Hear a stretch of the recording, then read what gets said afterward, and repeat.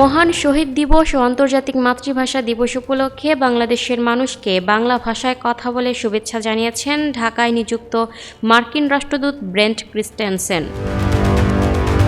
শনিবার 21শে ফেব্রুয়ারি মার্কিন দূতাবাস ঢাকার অফিসিয়াল ফেসবুক পেজে এক ভিডিও বার্তায় শুভেচ্ছা জানান তিনি।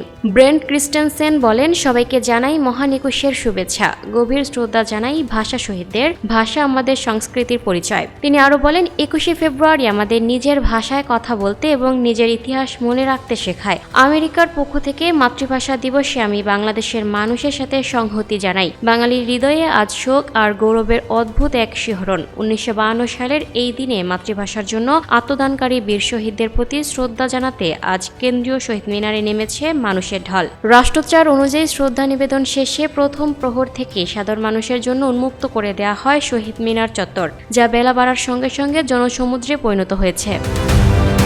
Lucky Akter, people voice television, Dhaka.